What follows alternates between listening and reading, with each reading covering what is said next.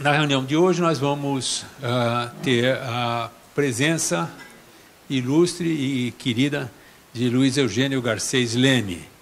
Luiz Eugênio Garcês Leme é nosso acadêmico honorário desde 17 de abril de 1991. Portanto, é muito bom tê-lo de novo aqui na academia. Luiz Eugênio dispensa apresentações. É nosso professor de clínica médica, ligado ao departamento de ortopedia da Faculdade de Medicina da USP. É uma pessoa extremamente querida, muito conhecida de nós. É uma imensa satisfação tê-lo aqui, Luiz Eugênio. Por favor. Eu agradeço muito ao presidente Zé Luiz, né, o convite e poder estar convosco aqui. O professor Zé Luiz sugeriu como tema que a gente falasse sobre cirurgia de idosos, né? A gente vai abordar o tema de cirurgia de idosos. Eu vou procurar, para não ficar uma coisa muito genérica, que sempre se perde qualidade, direcionar em algum momento mais para a cirurgia ortopédica de idosos, que, vamos dizer, é a mais comum de fato, né? E a que eu tenho alguma experiência como clínico, né? Não como cirurgião.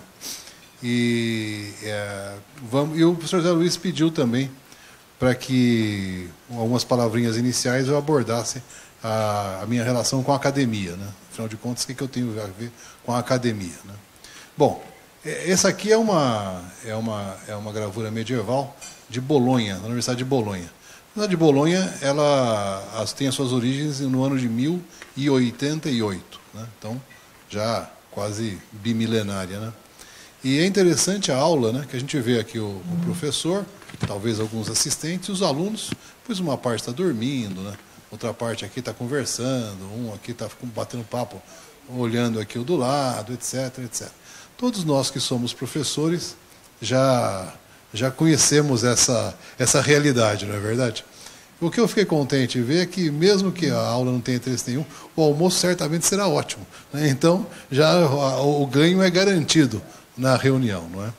Bom, a minha relação com a academia, de alguma maneira, ela se inicia com esse cavalheiro aqui, né?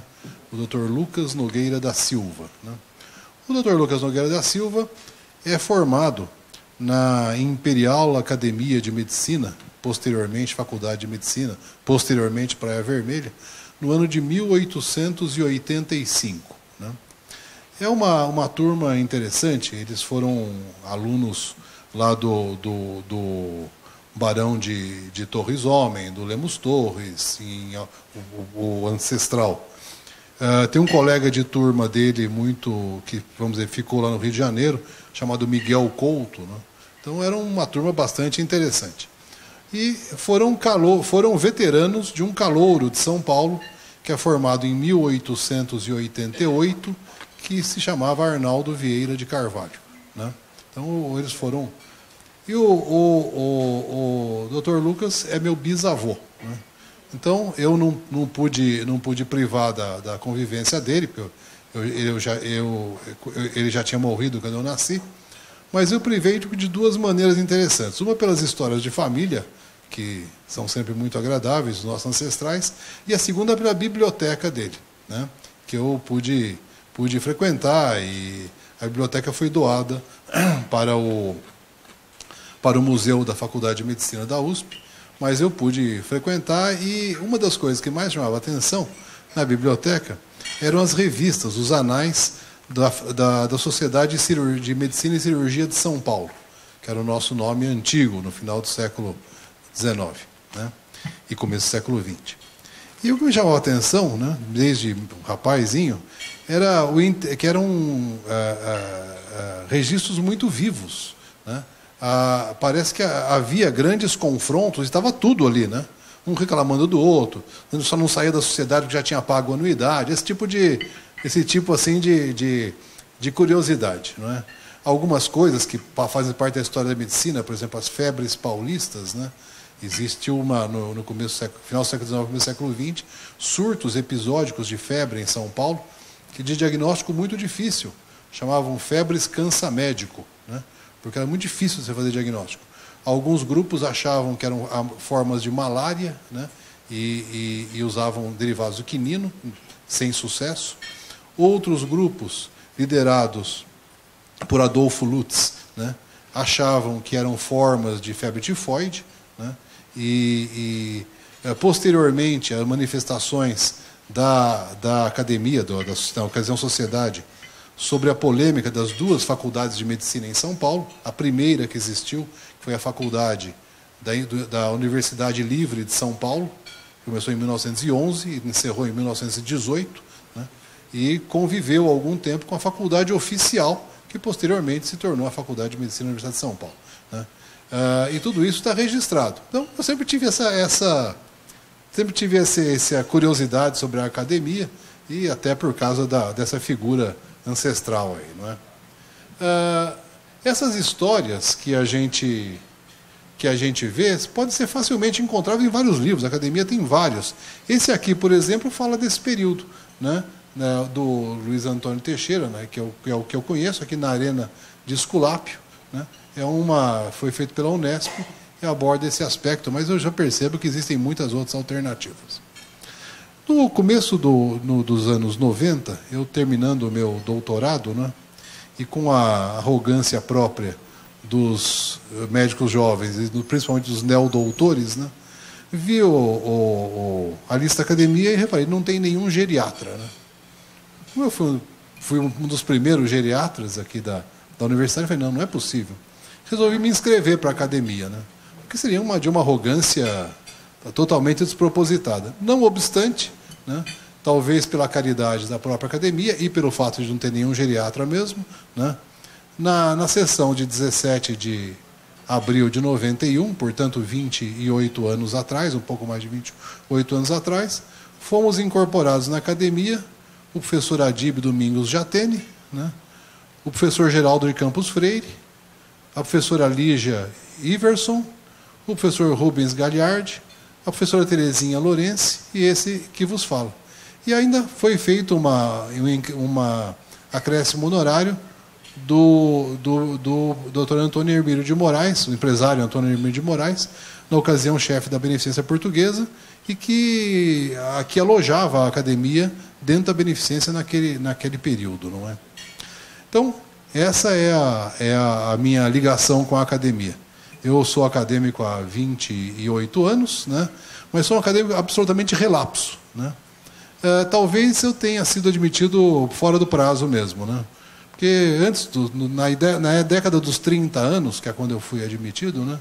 É um momento em que, muitas vezes, com o doutorado recém-terminado, né?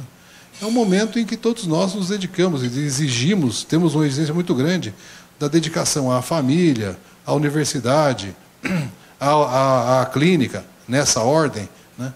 E, obviamente, sobra pouco tempo. Então, fui e sou um acadêmico relapso, naquele momento por necessidade, hoje em dia talvez por inércia, não é?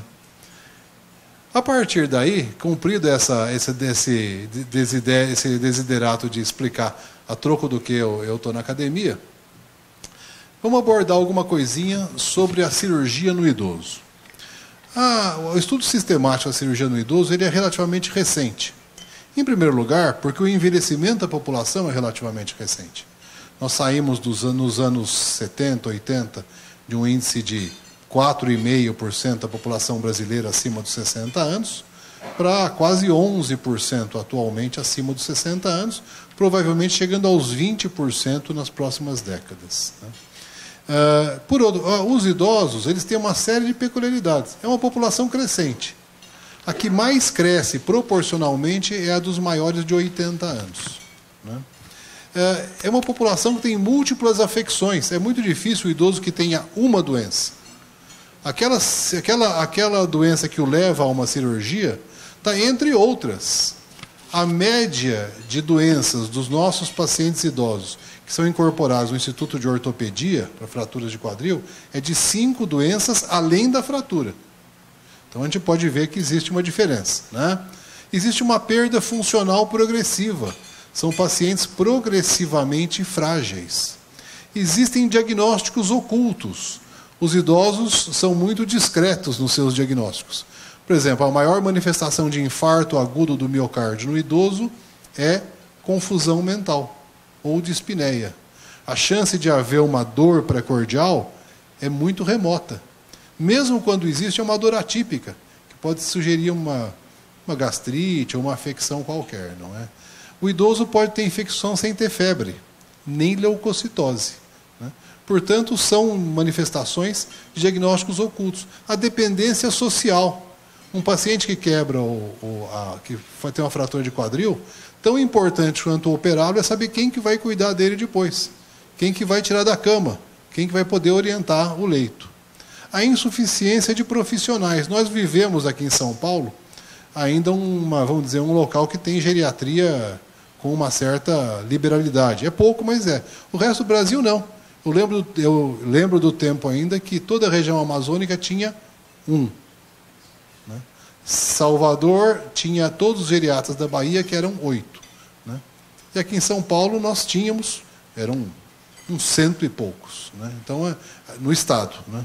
Então a gente pode imaginar, né, que realmente tudo isso leva a peculiaridades da cirurgia. São pacientes frágeis, que têm afecções ocultas muitas vezes, que têm uma insuficiência de profissionais e que custam muito mais caro. É evidente que o paciente, quanto mais frágil, mais caro. Então é um problema de saúde pública que se associa.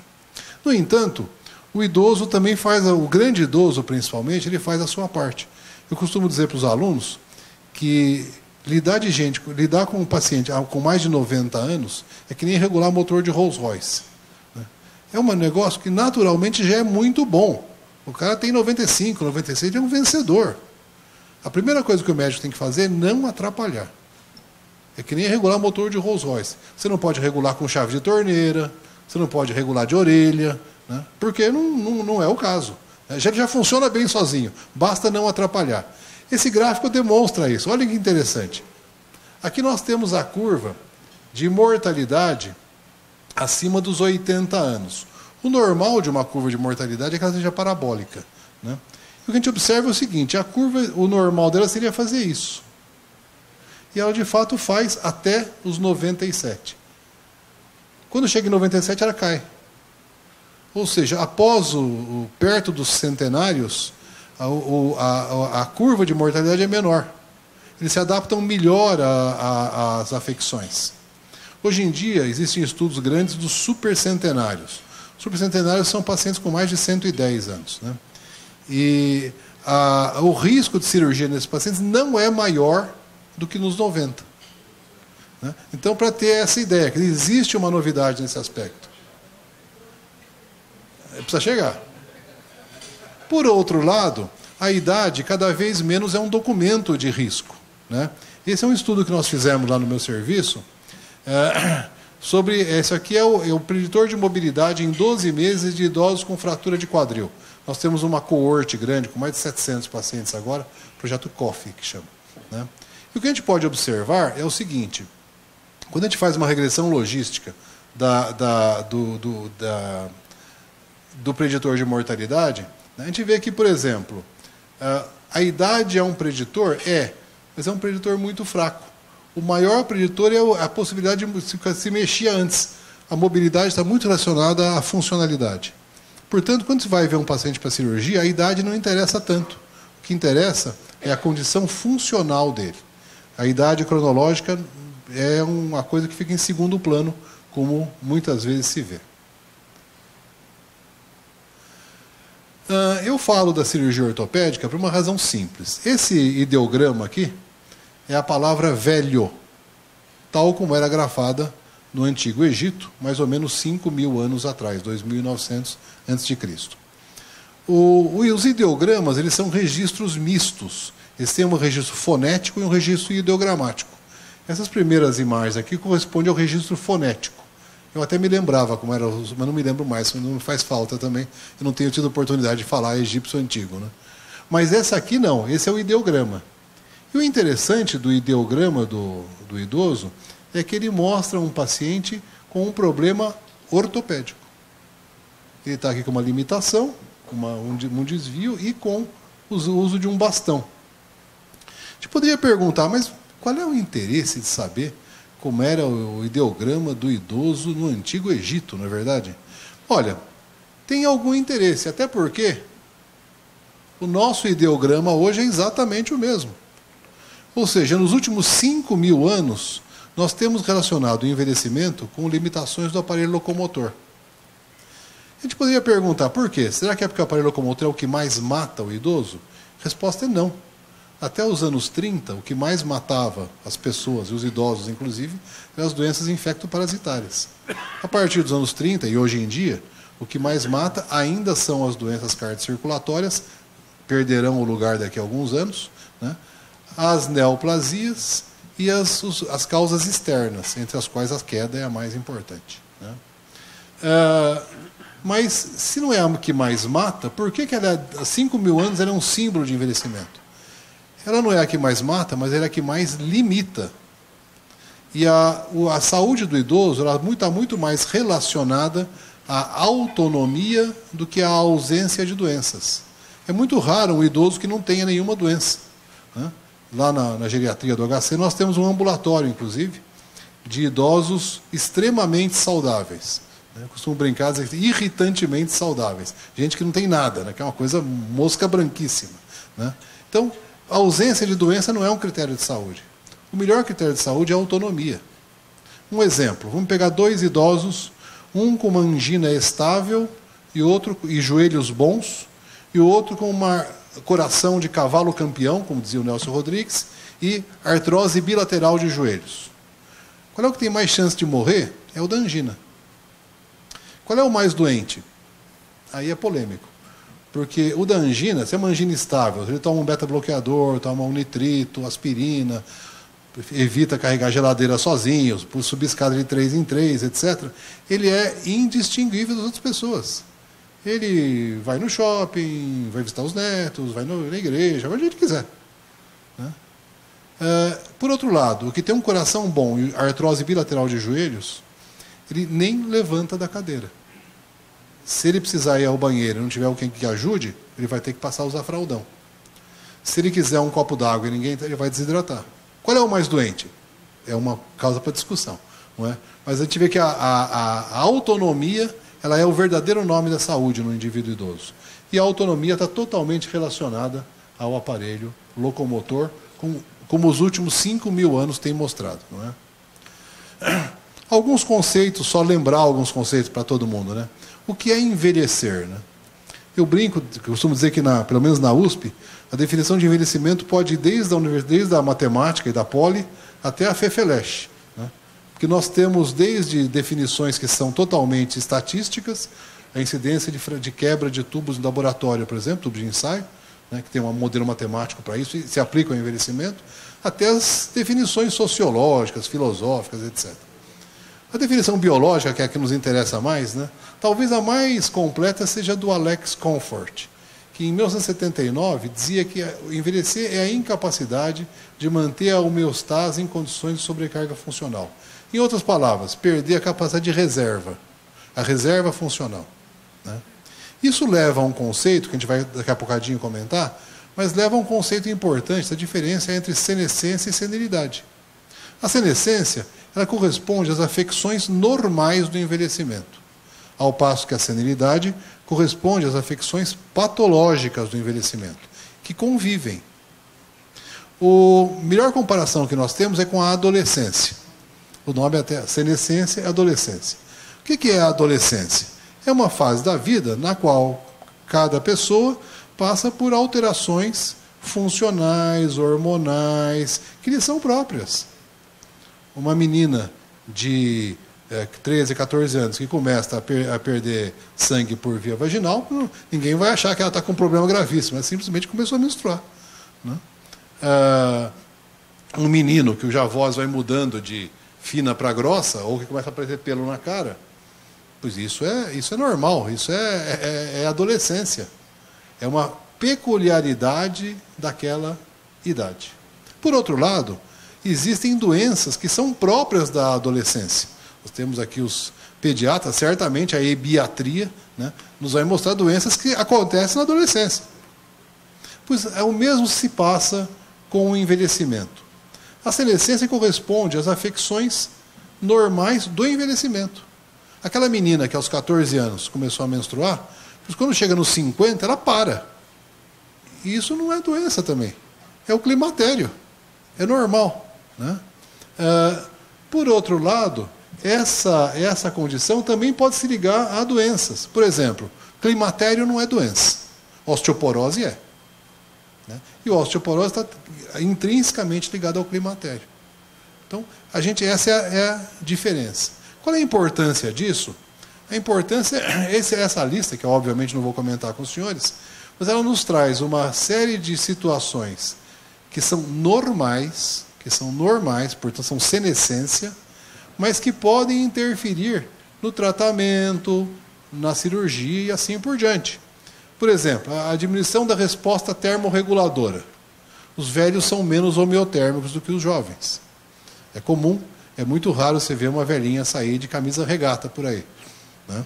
E se tiver saído, pode reparar que na bolsa tem um casaquinho, para se por acaso, né? Todos nós sentimos mais frios, não nesses dias como hoje, mas é normal. Eu costumo usar, às vezes, para os meninos dar uma referência que é rara. Falei, olha, é raro alguém citar a Bíblia no curso médico. Né? Mas se a gente abrir o livro de Reis, ele começa assim, o primeiro volume do livro de Reis. O rei Davi já era velho. E por mais que se agasalhasse, continuava sentindo frio. O rei Davi viveu 1000 anos antes de Cristo. Se a gente for... É interessante, se vocês tiverem curiosidade de ler, o tratamento que os médicos dele propuseram, bastante interessante. Não foi eficiente, mas foi muito interessante. Né? Pois isso aqui, que nos leva... O que a gente leva aqui? Se um paciente vai ser operado, nós temos que tomar cuidado com ele. Uma cirurgia ortopédica leva relativamente pouco tempo. Mas suponhamos uma gastoduodeno-pancreatectomia. Cirurgia para 9 horas, 10 horas. O paciente na mesa, abdômen aberto, perspirando calor e umidade. Ao final disso aí, quando ele for para a UTI, não vai ser nada raro se ele chegar com 32, 33 graus. E daí pode acontecer algumas coisas. Por exemplo, ele pode morrer, que é a coisa mais comum, por hipotermia, ou ele pode levar tanto tempo para se recuperar que ele vai acabar sendo reentubado. Qualquer cirurgião sabe que velho precisa de manta térmica, por exemplo. Isso deriva disso. Né? Na parte cardíaca, as alterações dos sistemas de condução, nem se diga da parte renal, da diminuição do clearance, a parte pulmonar, diminuição da capacidade de reserva e assim por diante. Eu queria comentar isso num gráfico com os senhores. Esse gráfico é dos anos 70 ainda, no final dos anos 70. Né?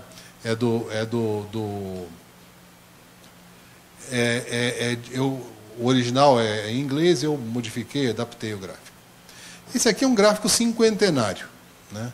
Vai dos 30 aos 80 anos, funcionalidades em pessoas normais. Né? A gente pode ver que aos 30 anos, o autor considerou como 100% todas essas funcionalidades, que vão diminuindo linearmente em pessoas normais e de maneira diferente. Por exemplo, o índice cardíaco diminui menos que o fluxo plasmático renal. Aos 80 anos, se eu fizer uma média aqui de uma para outra, vai estar perto de 50%, um pouco mais, um pouco menos. Então, se eu quiser saber como é que está a funcionalidade do senhor, da senhora X, com 80 anos, eu pensar, deve estar mais ou menos na metade de quando ele tinha 30 anos, eu não vou estar longe da verdade. Só que essa realidade tem uma outra variável. É que nós dependemos, do ponto de vista funcional, de um mínimo de funcionalidade para poder viver, que está perto de 30%. Os diversos especialistas vão lembrar que, por exemplo, o clearance começa a subir, a creatinina começa a subir quando o clearance está para baixo de 30%.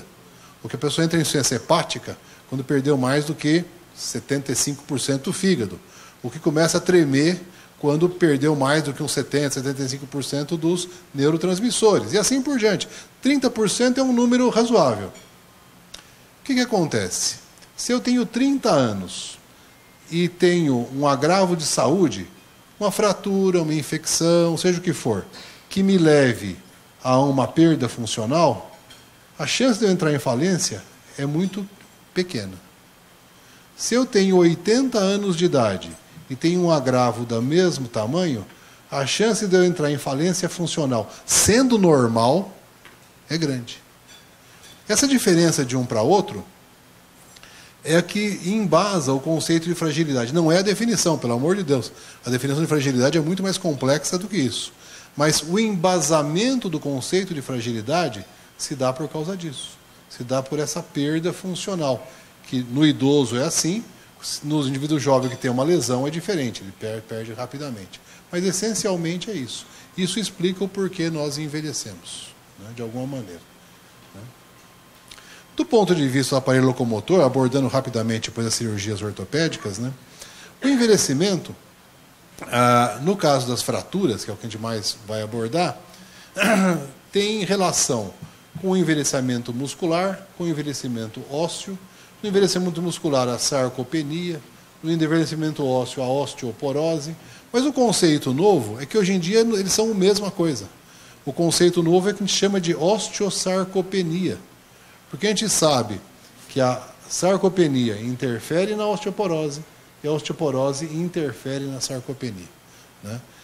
O interessante disso é que a sarcopenia nos vai levar a uma menor estabilidade, maior risco de queda, e a osteoporose a uma menor força da estrutura óssea. Quando a gente junta queda com osteoporose, o filho legítimo dessa união é a fratura, né? E que leva à mortalidade e à desabilidade, né? É importante ter presente que a mortalidade de fraturas em idosos é enorme. A mortalidade, a morbidade e o custo, né? Do ponto de vista estatístico, eu posso dizer para os senhores que é mais negócio um idoso ter câncer do que quebrar a perna. O risco de mortalidade nos primeiros 12 meses é por volta de 35%.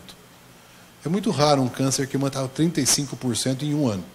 É óbvio, pega um old cell, pega um leucemia mieloide aguda, tudo bem. Mas a maior parte não é assim. Fratura é. Só se recupera 30%. Totalmente. Fica bom. Depois de um ano está ok. E o grupo que não morreu e não se recuperou ganha tantas limitações nas atividades de vida diária que se torna inválido. Uma parte notável desse grupo acaba indo parar em instituições de longa permanência, que no Brasil muitas vezes corresponde a uma espécie de morte civil. Então, é uma das agressões mais importantes que existem para a saúde do paciente idoso. Como é que funciona isso aqui no Brasil? Não é? Aqui, esses são dados do estudo SAB, que é da Faculdade de Saúde Pública, que a gente participa, né? As quedas em idosos no Brasil, quando a gente considera o grupo de 60 a 74 anos, a gente pode dizer que 26,2% dos idosos que moram na comunidade, o estudo SAB não aborda internados, né? 26,2% que moram na comunidade caem por ano. Aqueles que têm mais de 75 anos, praticamente 33%, 37% caem por ano. É diferente, mulher cai mais que homem, né? Então, tem aqui essa realidade. Mulheres caem 10% mais do que homem. E a osteoporose? A osteoporose é a incidência por 1000 que a gente trabalha, né? Então, a gente vê que a incidência geral desse grupo de idosos, que o SAB acompanha, é de mais ou menos 14 por 1000 no casos de osteoporose ano. Mas aí tem uma diferença enorme. Mulheres têm 8 vezes mais osteoporose do que homens. Então, mulheres é 23% e homens é 3,5%. Por que será que mulheres têm mais osteoporose do que homens? Hoje em dia seria uma coisa machista, assim, essa é por causa das alterações hormonais. Na verdade, são 3 motivos, né? Meninos saem da adolescência com um patrimônio ósseo maior que meninas. Isso é funcional. Segundo, mulheres têm uma diminuição hormonal no início da 6ª década, dos 50 anos, né? E é rápido, 2, 3 meses, parou a menstruação, teve uma queda hormonal grande. E nos homens? Meninos já saem da adolescência com um patrimônio ósseo maior que meninas. A diminuição hormonal nos homens é depois da 9ª década. Começa a perder o hormônio depois dos 80 anos de idade. E é muito lento. Isso explica por que mulheres têm mais osteoporose do que homens. É interessante que a osteoporose antigamente era doença de ginecologista, né? Era o kit ginecologista que pedia, era Papa Nicolau, mamografia e densitometria. Esse é o carimbão já, né? Para geriatra, não. Homens com mais de 80 têm osteoporose. E tem bastante. E morrem mais. O risco de mortalidade em homens é maior que de mulheres. Então, a gente precisa convencer os nossos octogenários, né, a fazer densitometria também. Às vezes eles ficam meio, assim, recalcitrantes, mas a gente precisa convencê-los.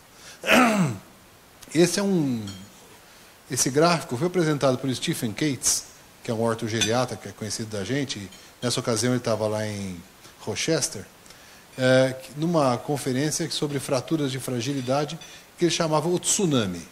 Foi um nome de gosto duvidoso, porque foi no ano em que o tsunami quase que acabou com a Ásia lá, mas, de fato, apesar de trazer uma tragédia, realmente é uma onda mortífera.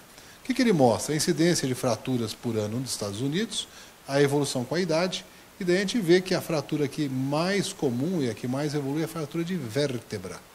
Não é a mais grave, porque a fratura de vértebra é muito comum, mas ela, no idoso raramente comprime raiz. Então, geralmente dá uma deformidade, mas pode eventualmente dar dor. Mas não é. A mais grave, a mais frequente é a de quadril, de fato. É essa que tem essa mortalidade enorme. Aqui está punho, se tivesse o ombro, estava aqui, provavelmente, assim por diante. Eu fiz, algum tempo atrás, um estudo sobre a incidência de internações por fratura de quadril em idosos aqui no Brasil. Esse é um estudo, usando dados do DataSUS, de um pouco menos de 1 milhão de internações. Então, a gente vê que é um número, é um N razoável, né? Internações no Brasil dessa década, de 2008 a 2018.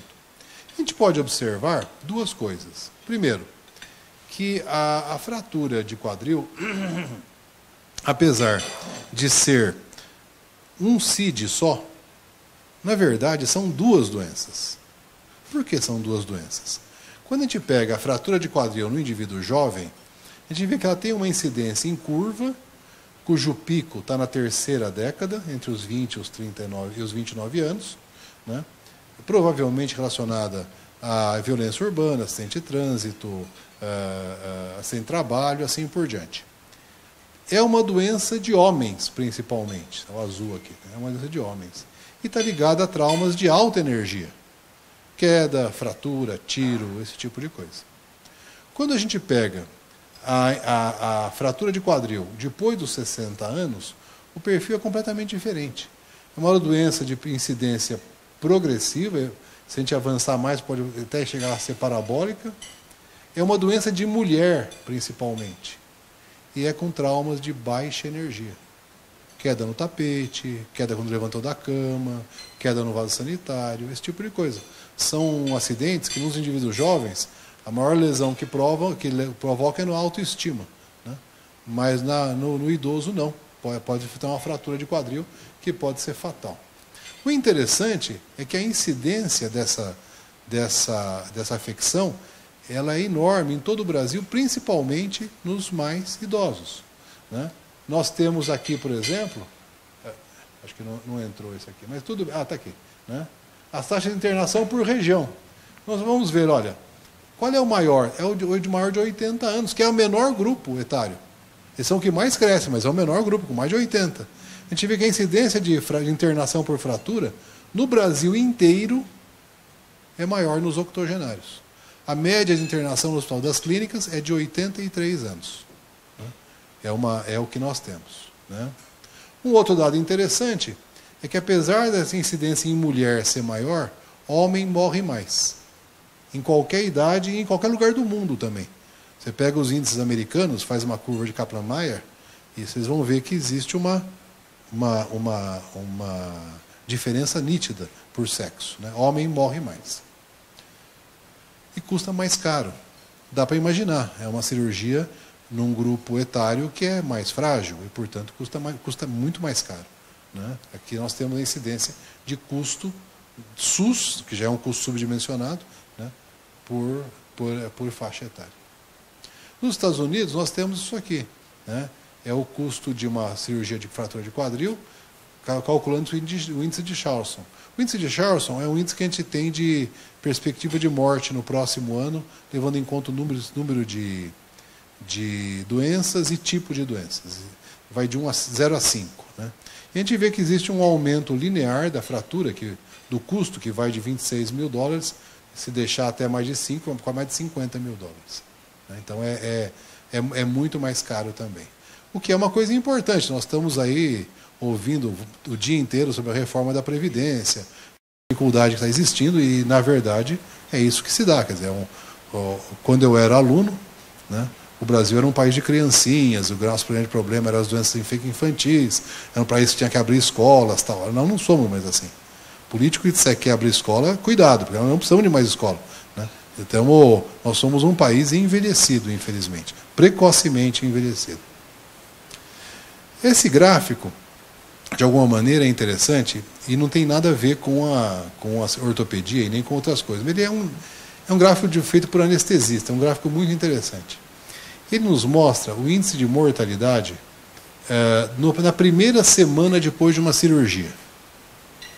O interessante da história, né, eu não precisaria trazer o gráfico, porque é óbvio, os senhores todos acreditariam que aos 100 anos eu tenho uma chance muito maior de morrer depois de uma operação do que aos 40.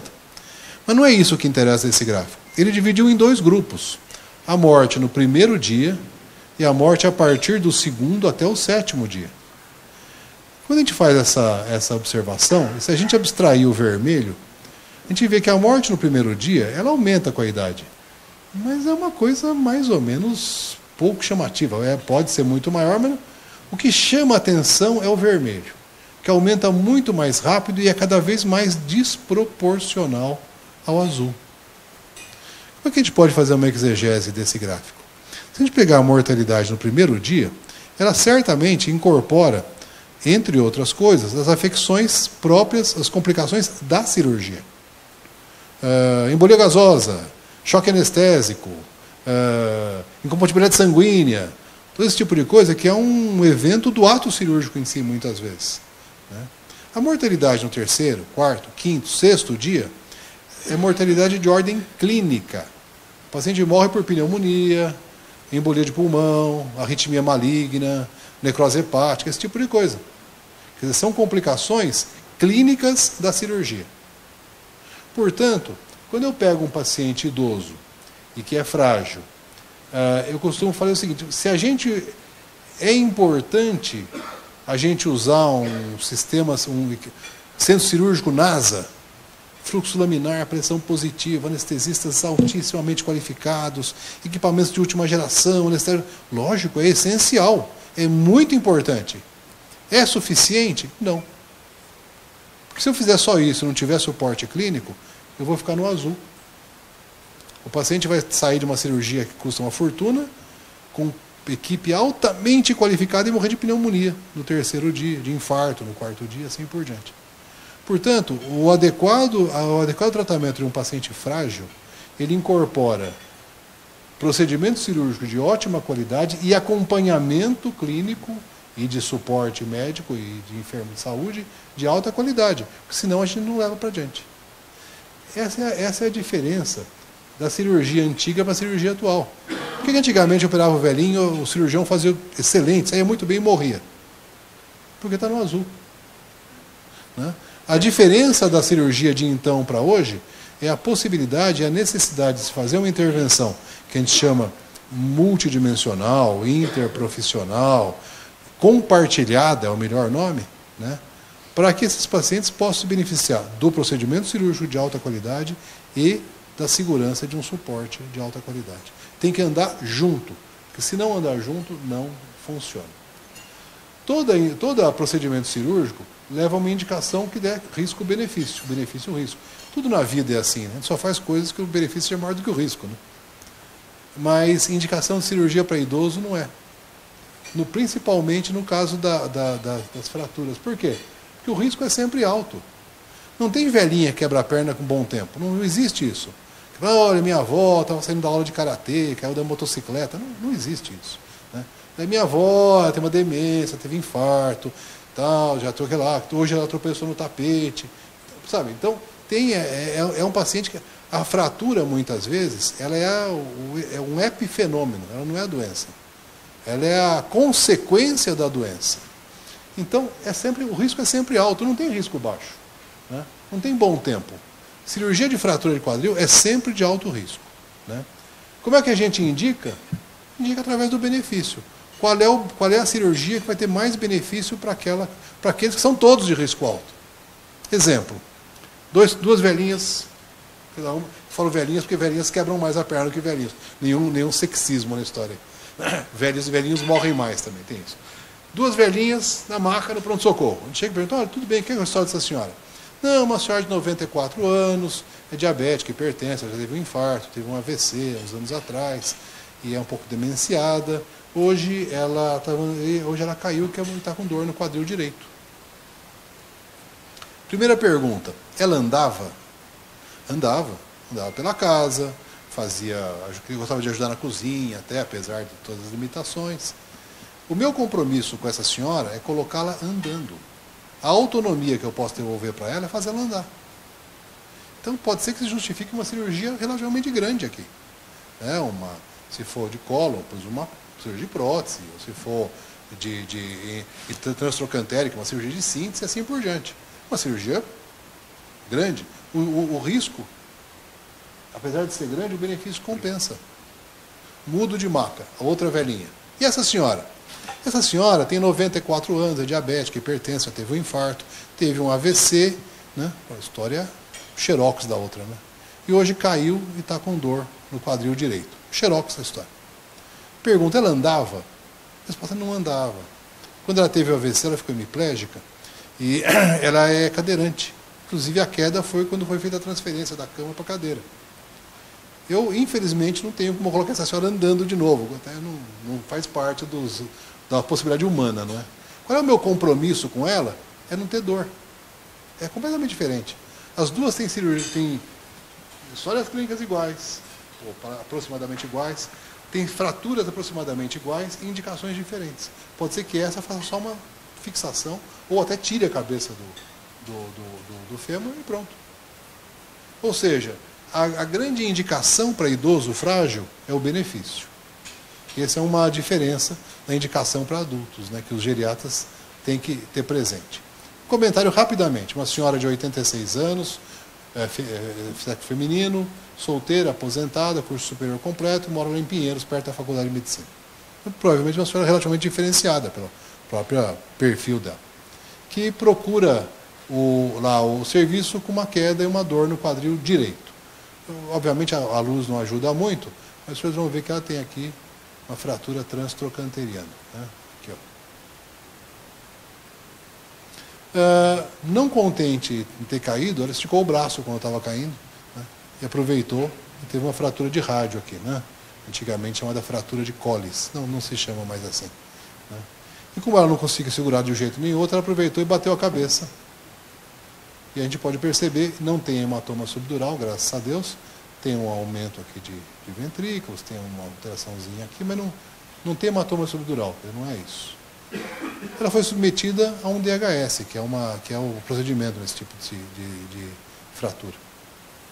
Evoluiu muito bem, obrigado, né? Esse aqui é de um mês depois, né? Ela ficou tão contente que 2, 3 meses depois voltou a nos visitar lá no hospital. O que ela tem? Ela não é muito criativa, né? A fratura também é transtrocanteriana, só que na outra perna, né? Ela ganhou uma outra síntese na outra perna. A pergunta que eu faço sempre lá para os internos é a seguinte: essa senhora foi tratada quando a gente fez isso? Não. Foi resolvido o problema. Nós tiramos a cereja do bolo que ela tinha levado lá. A consequência foi resolvida. Qual é a doença dela? Fratura? A doença dela é queda. Enquanto a gente não fizer uma intervenção na queda, isso vai muito além do ortopedista, muito além do geriatra, muito além do hospital. Quer dizer, enquanto não se houver uma estrutura para essa senhora diminuir a queda, ela vai continuar vindo. Daqui a pouco vai ser o ombro, depois vai ser o outro punho, depois vai lembrar que não teve ainda hematoma subdural, vai aparecer com hematoma subdural lá, e pronto. Por quê? Porque ela vai continuar caindo. Então, o tratamento é muito mais do que, muito além do centro cirúrgico, né? Essa fotografia, que é no Jornal de São Paulo, é de uma manifestação aqui na Avenida Paulista, de quando começaram a aparecer os médicos cubanos aqui, né? E essa menina, que na ocasião acho que era uma estudante, deve ser uma jovem colega nossa atualmente, traz esse cartaz que está assim: médico sozinho não faz milagre. não precisamos de estrangeiros, precisamos de estrutura. Em que pese eu subscrever totalmente o que está nesse cartaz, né, eu queria fazer um comentário sobre ele. Provavelmente ela está se referindo ao fato de se mandar médicos para regiões inóspitas, tá? Norte do Tocantins, tá, né? Mas, pô, não adianta mandar um médico se não tem estrutura. Bom, é verdade. Só que é assim, esse termo aqui, médico sozinho não faz milagre, vale para Tocantins, vale para o Estado de São Paulo, vale para o Hospital das Clínicas, para o Hospital São Paulo, para o Santa Casa de Misericórdia, Hospital Sírio-Libanês, Hospital 9 de Julho, Samaritano, Albert Einstein, Oswaldo Cruz, vale para todos os serviços. Médico sozinho, para paciente frágil, não faz milagre. Por quê? Porque a parte médica é a parte mais fácil de resolver, como a gente acabou de mostrar agora. O paciente tem que ser tratado de uma maneira integrada, dentro da medicina pelas diversas áreas e dentro da equipe de saúde pelas diversas áreas também. É o chamado cuidado compartilhado. E também não adianta ser assim. Não adianta ser o multiprofissional. Cada um puxa para o seu lado, né? Isso não resolve, o paciente não se beneficia assim. O que resolve é o interprofissional, ou o compartilhado, que é como se chama. Isso que para nós é uma novidade, né? O primeiro serviço que teve isso foi lá em 97, quando a gente começou lá no IoT, né? Da geriatria para o IoT. Em outros locais, por exemplo na Inglaterra, já há muito tempo, em 1957, o Michael Divas, que é um famoso ortopedista inglês, operava lá em Hastings, né? E operava principalmente veteranos da Primeira e Segunda Guerra, e reparava que os velhinhos que ele operava tinham um mau hábito de morrer quando ele operava, né? E conversou com o Bob Irvine, que é um dos primeiros geriatras da Escócia ainda. A geriatria começou na Escócia, não sei se vocês sabem. Com o Bob Irvine, e falou, pô, você que cuida de velho, eu não tiro um da sala, como é que pode ser isso, né? Começaram a trabalhar juntos e viram que os velhos pararam de morrer, pelo menos na velocidade que morriam antes, né? Havia um asilo do lado do hospital, teve que ser fechado, mandaram todos para casa. E foram para Oxford e tal. E a partir daí criaram uma série de situações, uma série de princípios. Por exemplo, intervenções precoces, principalmente para mais frágeis. Pode parecer, mas é muito grave, é por isso que tem que operar rápido. É por isso que tem que operar rápido. Ah, daqui uma semana o clínico botou em condições. Mentira! Daqui uma semana ela vai estar pior, com mais fragilidade muscular, com escara, acúmulo de secreção no pulmão, TVP. Mentira. Tem que operar rápido. Segunda coisa, reabilitação precoce, tirar da cama, né? O Divas tinha uma frase, que é o primeiro passo da recuperação, é o primeiro passo, né? Depois, reabilitar idosos amputados, que na ocasião não se fazia na Inglaterra. Depois, atenção multidisciplinar, que é como eles chamavam. E hospital dia, que foram eles que inventaram. Então, a gente vê que existe todo esse compartilhamento, né, que é antigo já para outras. Para nós que estamos começando nisso aí, ou pelo menos estamos há menos tempo, é essencial. Funciona? Pois parece que sim. Esse é um estudo feito do Hospital Gregório Maranhão, lá em Madrid, um estudo velho já, sobre fratura de quadril. Aqui é um forest plot, né? O que está para cá aumenta o risco de mortalidade, o que está para cá diminui o risco de mortalidade. Aumenta o risco de mortalidade, idade, risco cardíaco e demência. Só uma coisa no Gregório Maranhão, né, diminui, que é essa intervenção compartilhada. Isso diminui o risco de mortalidade, né? Aqui nós temos um estudo, né, o British Medical Journal tem uma publicação para residentes, né? De vez em quando eu faço algumas revisões para eles lá. Essa aqui foi eu que fiz, é muito interessante.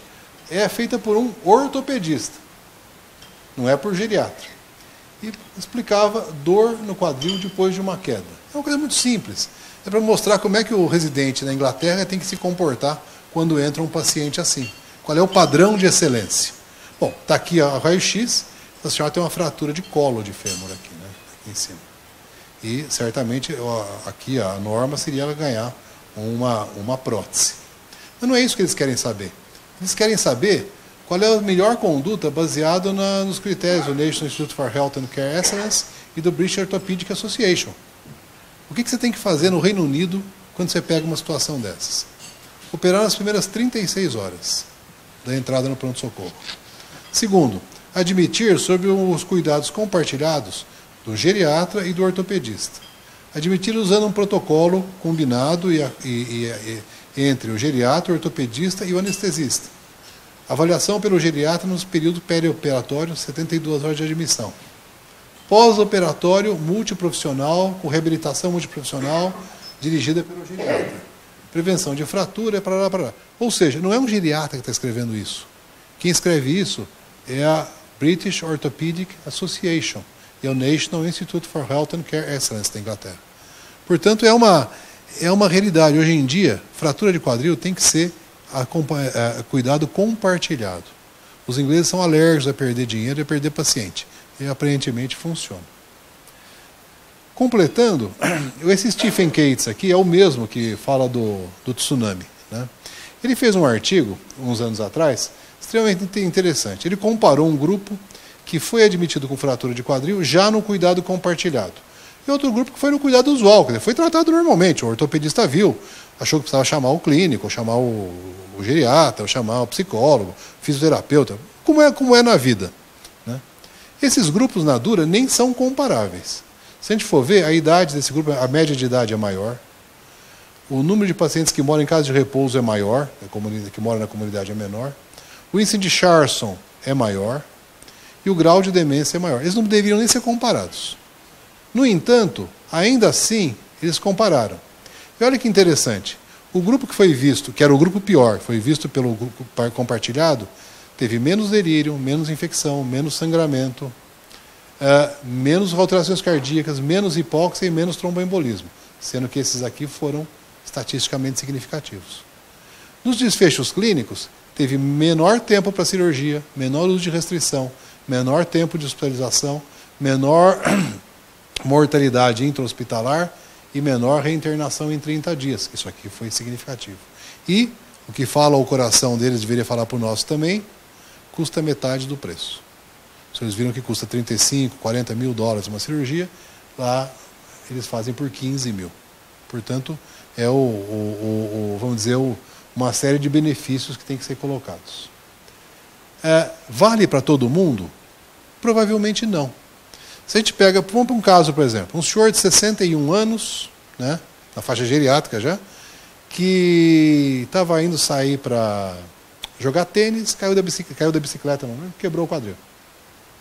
Será que esse senhor precisa de um cuidado compartilhado de enfermagem, médico, fisioterapeuta, fonoaudiólogo, psicólogo?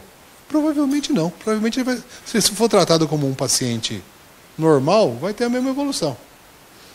Vamos pegar o outro extremo. Uma senhora de 98 anos, neo de mama, múltiplas afecções, metástases disseminadas, metástase cerebral e uma fratura por uma metástase no quadril, que foi quando foi mobilizar no leito. Essa senhora precisa de cuidado compartilhado com todo esse povo? Não. Ela precisa de cuidado paliativo. Portanto, quando a gente fala de cuidado compartilhado, a gente precisa ter presente que ele vamos dizer, ele pode ser feito em todo mundo, mas o critério de excelência é quando você já está perdendo funcionalidade ou quando você ainda tem funcionalidade recuperável, porque senão não precisa. Ou seja, é uma estrutura essencialmente de manutenção e apoio à funcionalidade.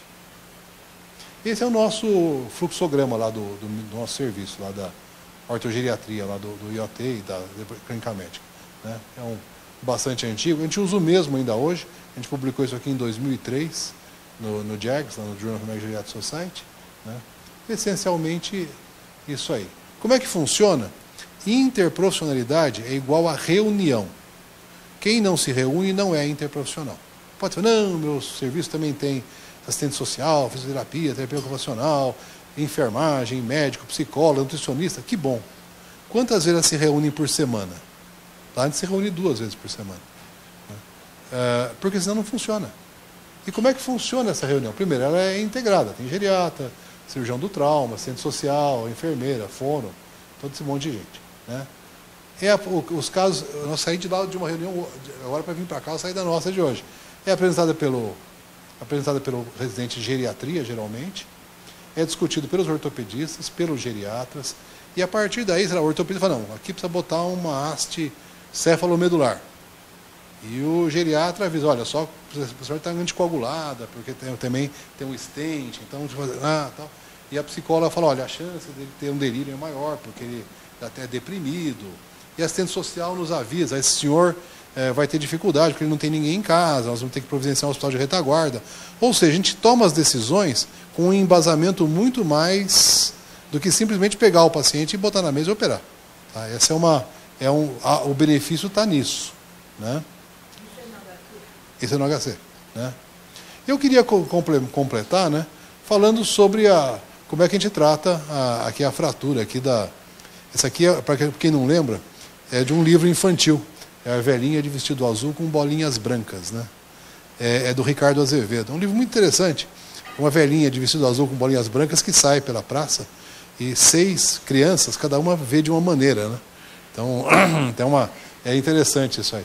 Né? Mas para lembrar da velhinha, eu sempre mostro aqui como é que a gente trataria a fratura de quadril da velhinha de vestido azul com bolinhas brancas. Alguns podem pensar que é coisa para um super-herói. Né? Não é, na verdade não é para um super-herói. Na verdade, é para vários super-heróis. Um só não dá conta do recado. Muito obrigado.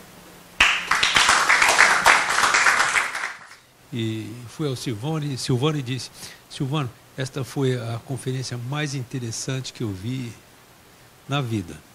Eu já assisti muitas conferências, mas nunca tinha assistido algo tão interessante.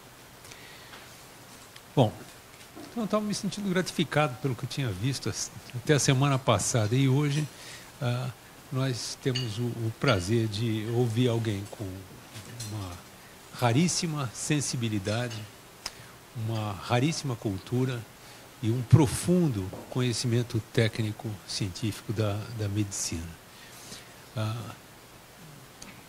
Luiz Eugênio mencionou no início dessa reunião que ele era um acadêmico displicente. Vamos dizer. Eu penso que falta você faz, Luiz Eugênio? Que falta você faz? Quanto mais velhinho, já posso. Não, você faz muita falta, é inadmissível. Você vai receber, a Monielle está ali do lado, depois você vai receber telefonemas diários para todas as nossas reuniões. Você não pode faltar nela. Nós vamos passar um espaço para pergunta e eu vou tentar, como das outras vezes, tentar moderar as perguntas e as respostas de tal forma a dar tempo do nosso convidado de ouvir as perguntas, comer a sua salada e depois o restante do seu almoço e respondê-las nos intervalos. Então, a primeira que perguntou foi a Marilene, por favor. Olha, inicialmente, meus parabéns, eu acho que conseguiu dar um apanhado, uma apresentação espetacular. A minha não é pergunta, não vou atrapalhar o almoço dos nossos palestrantes, será muito mais como um testemunho. Eu acho que eu sou ortopedista, acho que aqui da mesa, e quero dar o testemunho de que vivi toda essa transição. Hoje eu sou cirurgião de mão, mas eu comecei a vida 50 anos atrás como ortopedista e durante muitos anos nós tratávamos esses pacientes idosos com fratura de colo de uma maneira completamente diferente. Quer dizer assim, o paciente chegava com uma fratura, primeiramente punha uma tração, era um absurdo, botava uma extensão lá na cama, melhorava a dor. Mas aí começavam os exames, vinha o clínico, examinava, olha, não tem condições, vamos tentar melhorar isso aqui, ele ficava esperando. E a gente às vezes perdia o paciente antes da cirurgia. Certo? Depois, eram o tipo de fixações dessas fraturas que, precedendo as próteses, vamos dizer assim, tinha só o Thompson, se fixava as fraturas de colo, que hoje se faz prótese. Esse paciente ficava acamado, ele não podia andar. Ele ia para casa, alugava a cama hospitalar, ficava lá, com todo o cuidado que tinha que ter, com os trapézios, exercício, mas também era um índice de mortalidade muito grande. Então, hoje chegando com esses cuidados, como foi mostrado aqui, em geral, e as cirurgias, vamos dizer assim, sendo feitas mais de imediato, com, vamos dizer assim, material muito mais adequado, e você tira esse paciente da cama quase que imediatamente, põe uma prótese, põe para andar, movimentou, é outro prognóstico. Então, eu acho que a gente evoluiu muito nisso, e essa aula veio mostrar e me fazer relembrar dos tempos passados que a gente sofria muito como ortopedista com esses pacientes. Meus parabéns. Primeiramente, parabéns pela excelente palestra, maravilhosa, aprendemos muito. Eu sou membro de uma organização americana chamada Organization for Study of Sex Difference, que este ano está fazendo o 12º Congresso Internacional em Washington, e eu fui já a 2 congressos deles. Eles salientam que 1/6 dos homens, depois de 70 anos, cairão e quebrarão o quadril. Por quê? Diferente das mulheres, que, como o senhor disse, o ginecologista pede a densitometria, o homem se preocupa com o PSA, vai no urologista, ele pede PSA total e livre, e não pede densitometria. E ele não vai no geriatra, não acaba indo em outro médico e não faz densitometria. A outra coisa, eles mostraram um trabalho que os meninos têm mais capital ósseo que as meninas, porque eles jogam futebol, correm, brincam de atividades físicas, e as meninas ficam brincando com boneca, de casinhas sentadinhas. Então, para estimular as meninas a correrem, até agora a jogar futebol, que está na moda, então é uma coisa, né? E um endocrinologista aqui da Santa Casa, o doutor, esqueci o nome dele, deu uma palestra ótima, falando que depois de 70 anos é mais importante a musculação do que a aeróbica, para a gente fortificar os músculos e não cair. Só isso. Obrigada. Mário. Antes de mais nada, primeiro tive imenso prazer de encontrar meu companheiro aqui de velhos tempos, de prefeitura, coordenação. Segundo, cumprimentar pela excelente palestra. Acho que todos nós aqui ficamos encantados com a sua didática, com seu conhecimento e a profunda cultura que demonstrou. Marilena, antes de fazer a pergunta para o Luiz, só queria dizer, mudou um pouquinho essa história de ficar brincando de casinha e tal. As meninas antes cozinhavam como as suas mães, hoje elas bebem como seus pais.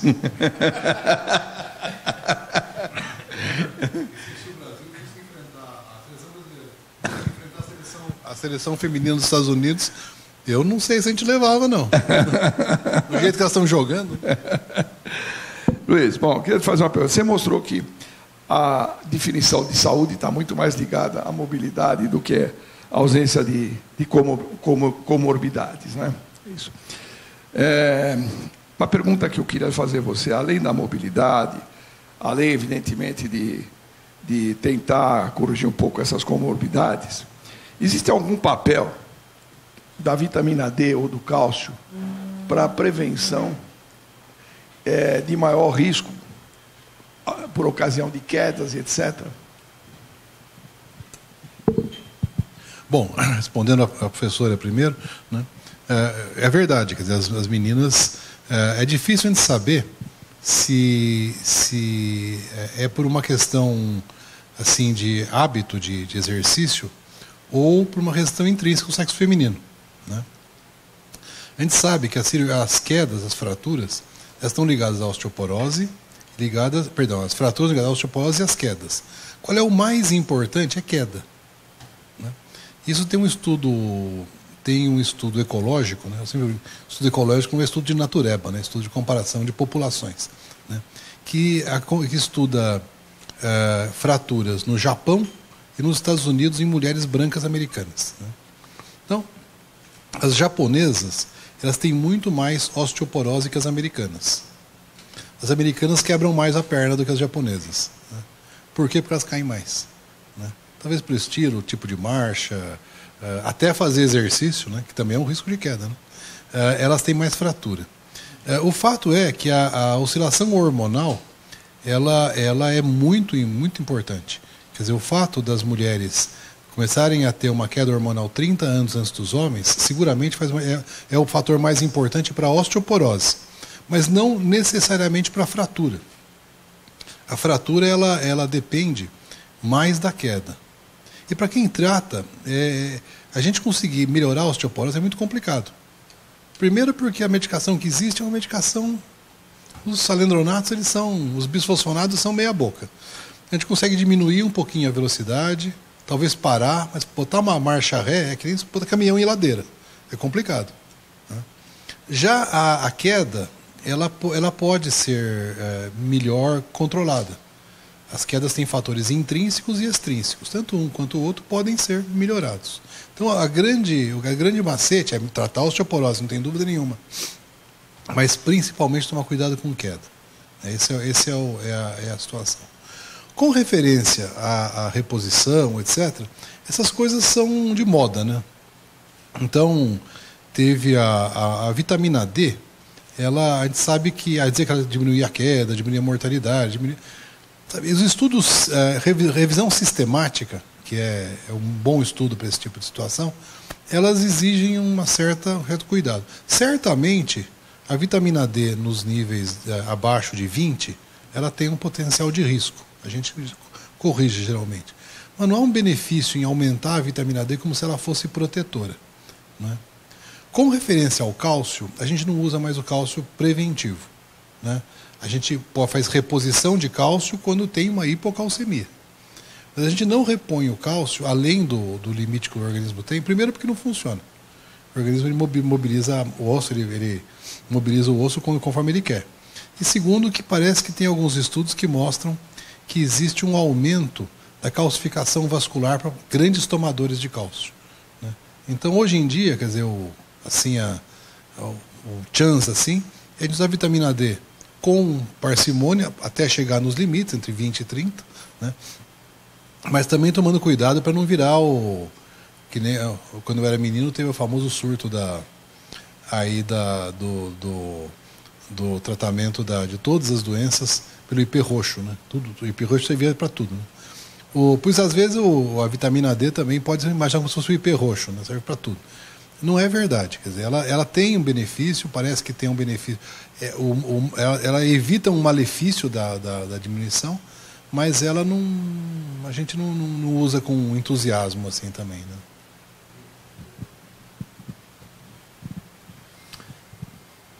Hélio.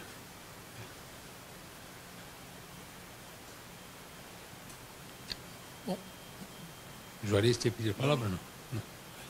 José Eugênio, parabéns pela apresentação uma vez mais, muito didática. E eu fiquei impressionado com o fato de você ter falado que a idade não é realmente aquele peso que a gente costuma dar para um paciente idoso. Então, eu queria perguntar para você, já no serviço onde você trabalha, excetuando o paciente traumático, que realmente a resolução tem que ser imediata, provavelmente, mas o paciente que precisa fazer uma cirurgia marcada, como é que está em termos de faixa etária, mais ou menos vocês têm feito paciente com 80, 90, 100 anos, ou não? E uma pergunta também, eu não entendi muito bem, você mostrou um gráfico ali, que mostrava a mortalidade logo pós-operatória, primeiro dia, e a mortalidade segundo ao sétimo.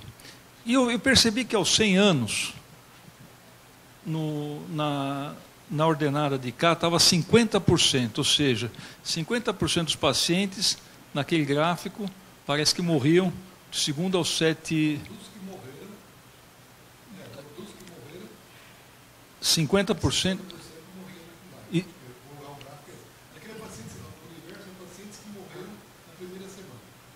E você, eu não peguei, mas você falou qual é o universo dos pacientes?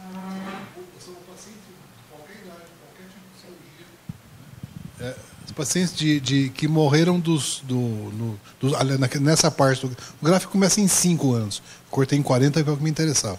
Dos 40 aos 100 anos, o índice de mortalidade na primeira semana, que aumenta, e dentro desse índice a separação entre primeiro dia e segundo dia em diante. A mensagem do gráfico, essencialmente, é essa, que vamos dizer, a qualidade do procedimento cirúrgico ela é essencial. Ela é importante, mas não é suficiente. Né? É óbvio, eu brinco e falo, é importante porque se você morre no primeiro dia, você não chega no segundo. Se eu diminuir o azulzinho, eu não aumento o vermelho. Né?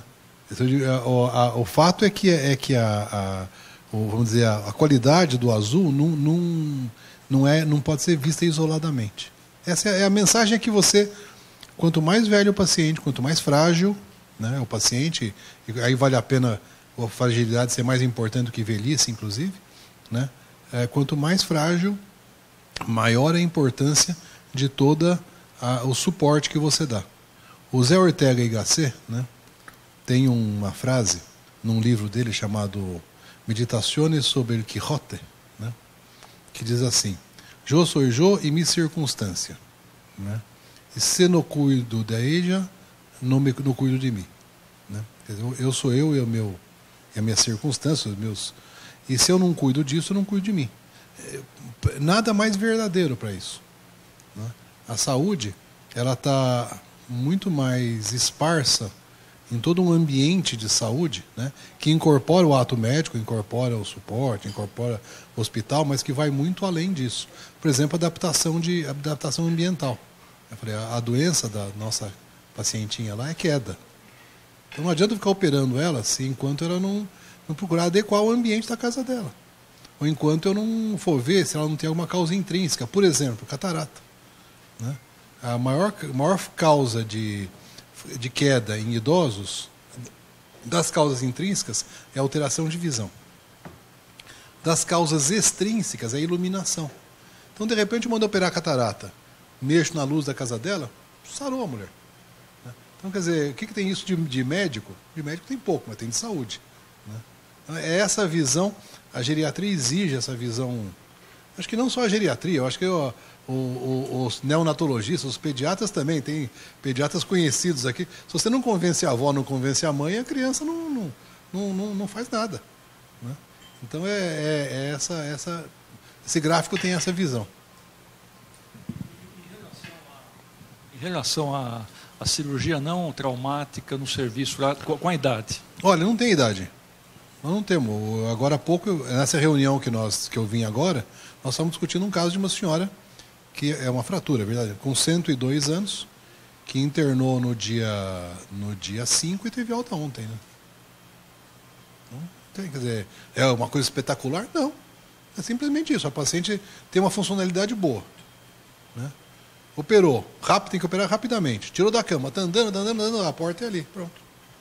Essa, por acaso, é uma senhora que tinha um suporte social bastante bom, é uma senhora que mora numa casa de repouso, que tem fisioterapeuta, que tem um monte de coisa, então pode-se ter essa liberalidade e mandar embora. Né? Mas então é isso aí, quer dizer, o que funciona mais é a funcionalidade. Né? Eu até mostrei naquele grafiquinho da nossa coorte lá, né? Você vê, a idade tem importância, mas é 1.01, 1.04, uma coisa assim. Quando a gente pega a funcionalidade por um todo, é 3, alguma coisa, o gráfico não estava lá. Quer dizer, a funcionalidade é 3 ou 4 vezes mais importante do que a idade. Para eu dizer se esse cara vai estar funcional ou reabilitado daqui a 6 meses, daqui a 1 ano. Antes Bom, por favor. Garcês, muito obrigado por a divulgação dos seus conhecimentos, que é muito importante e nos reporta, às vezes, a um tempo que a gente já viveu lá atrás e participou desse quadro que você expôs hoje aqui. Né? Hoje eu não sou mais o anestesista que eu fui no passado, porque eu não exerço mais, mas eu passei pela ortopedia lá no tempo do professor Napoli, que ainda converso com ele até hoje, toda semana, que está com 97 anos, escrevendo um livro. O Napoli é colega de turma do meu pai. E ele... Foi de 1946. Isso. E eu converso com ele toda semana. E ele está, infelizmente, numa cadeira de roda, porque eu muitas quedas, tal, próprio daqui, que você mostrou aqui. Mas, na década de 70, eu tive nesse espaço aqui da PM, assistindo o curso de gerontologia. Não se falava ainda da geriatria como sendo seria o preposto da geriatria, né? Seria o processo de envelhecimento. E eu tive curiosidade, porque como eu ia na ortopedia, fazia muito anestesia para pós-fratura toracocântere, de quadril, e pessoas idosas.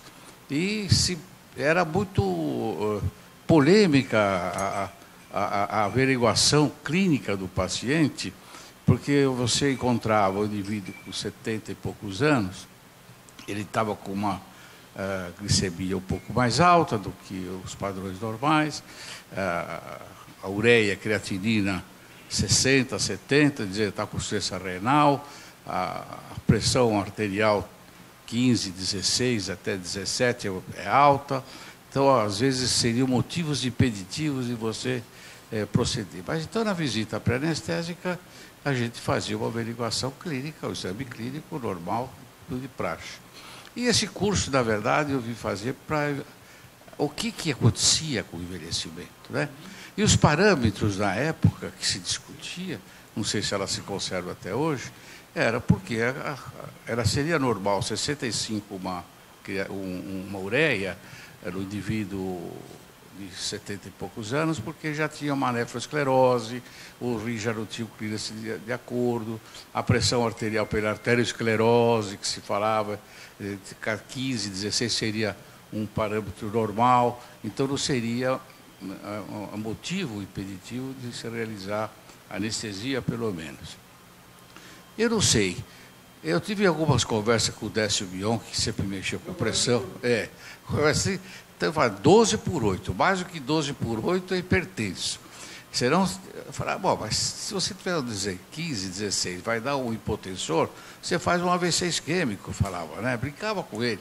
A gente não pode. A gente pode fazer algum mal para o paciente, mas tanto assim não. Então a gente precisa ter uma parcialidade de ver o paciente e tal. Ainda persiste esses parâmetros, vamos dizer, comparativos, são relativos, não são absolutos, a gente sabe, evidentemente, numa condição mais ou menos rígida do paciente e não de alterações patológicas, né? Então, eu acho que no passado eu vivi isso. Então, não sei se esses parâmetros ainda persistem, se são considerados ainda para dar um certo padrão de naturalidade do processo de envelhecimento. Zé Hugo. Eu quero parabenizar a brilhante aula, aprendi muito, foi uma aula fantástica.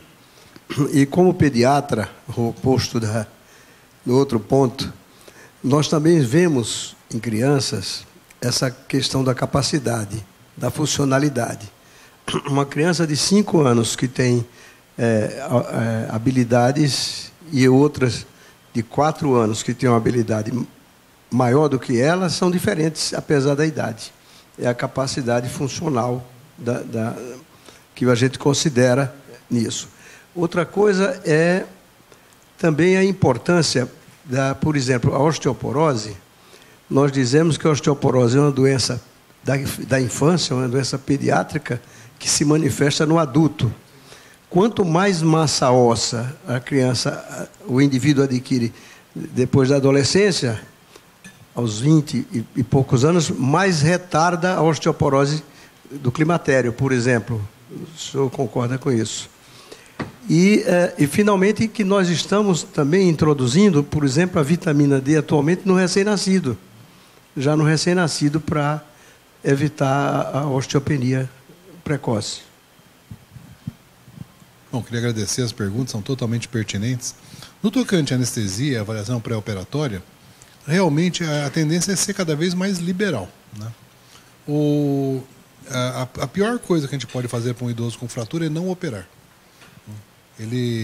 Qualquer risco que ele corra, o maior risco é não operar.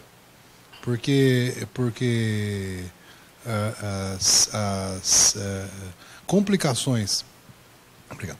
As complicações, elas são tão grandes, tão notáveis, que elas superam os riscos da cirurgia. A cirurgia é sempre de alto risco.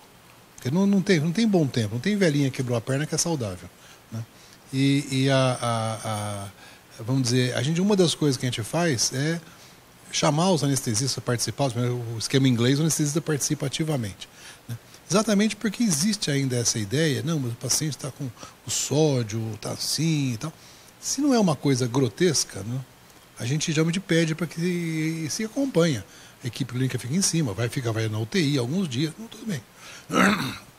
Mas o importante numa fratura é botar o paciente caminhando ou sentado. Cria-se aquelas famosas brincadeiras, que o anestesista é culpado por tudo, tal, né?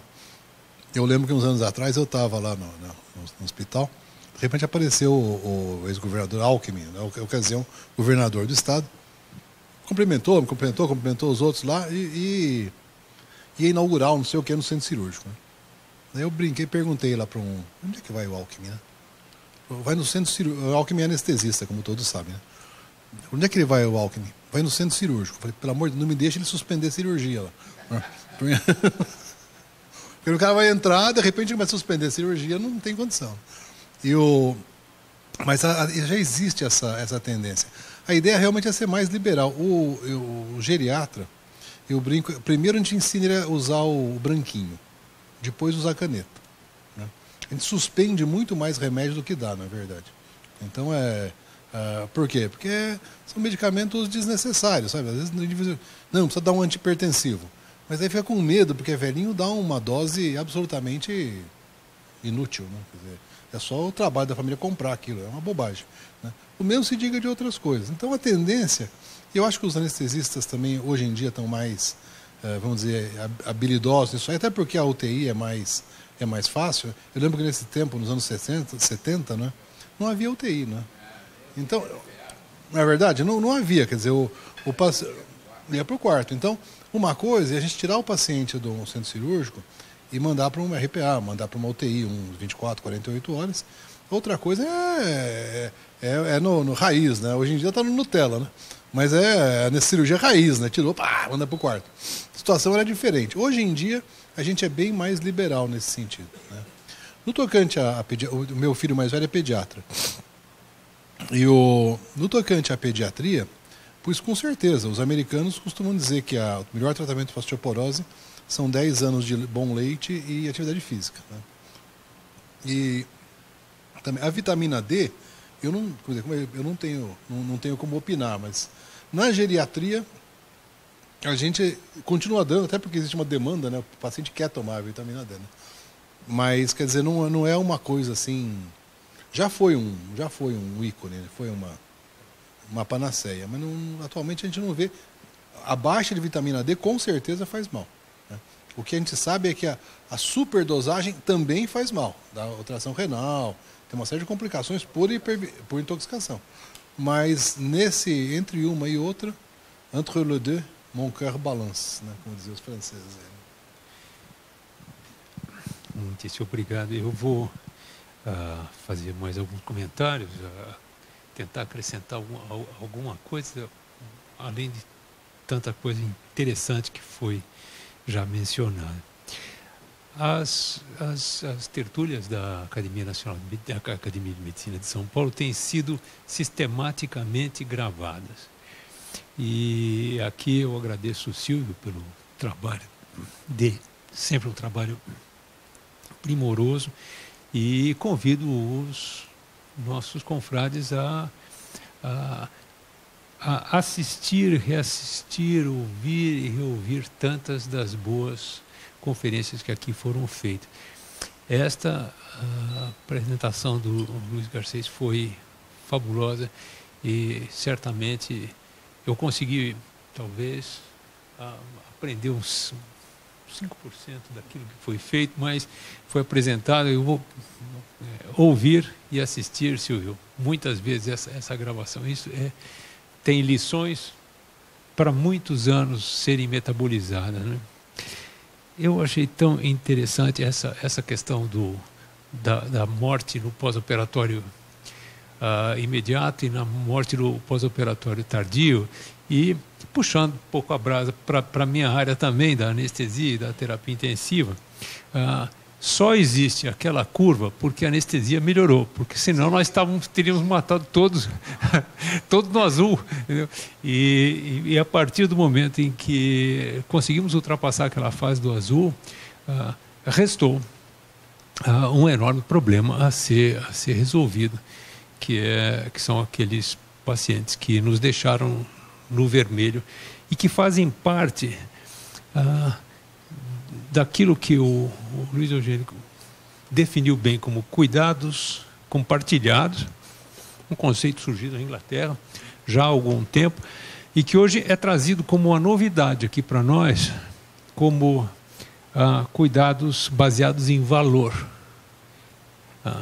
Basicamente é isso que nós estamos enfrentando, porque quando nós vamos pensar em cuidados baseados em valor, é exatamente o que nós podemos fazer para acrescentar vida e qualidade de vida aos nossos pacientes. No passado, nós nos preocupávamos muito em resolver o nosso problema. O cirurgião queria resolver o problema cirúrgico e ficava muito satisfeito se a cirurgia desse um resultado ótimo. Os anestesistas, nós nos preocupávamos em que o paciente saísse da sala vivo, que já era um tento, não é verdade? E o restante nós entendíamos que era a natureza que tinha que fazer. Não, nós temos que fazer, há muito que ser feito, há muita ciência a ser cuidadosamente aplicada nesse momento. Eu me lembro de uma vez, Luiz, que eu estava preparando um paciente para uma reconstrução aortobifemoral e estava muito difícil monitorizar o paciente, todas as cateterizações, etc. E o cirurgião vascular que ia operá-lo era um grande amigo. E ele estava muito pacientemente sentado ao lado, assistindo toda aquela preparação. E depois de, 1 hora de preparação, ele lá paramentado, assistindo aquilo, entrou em campo, e ele já estava um pouquinho cansado e disse assim: bom, senhores, nós vamos começar as atividades que trouxeram o paciente aqui. Eu falei: pois não, professor, porque eu já terminei as atividades que farão com que o paciente possa sair daqui. Então foi essa brincadeira que a gente fez naquele... Mas aquilo era bem o comecinho. Eu penso que a partir deste enfoque, desse tratamento científico e sensível da geriatria, nós percebemos quanto muito tem de ser feito depois daquelas atividades na sala de operação. Muitíssimo obrigado, Luiz Eugênio, é uma imensa satisfação tê-lo aqui e repetir, fazes muita falta nessa casa e, portanto, insistiremos pela sua presença.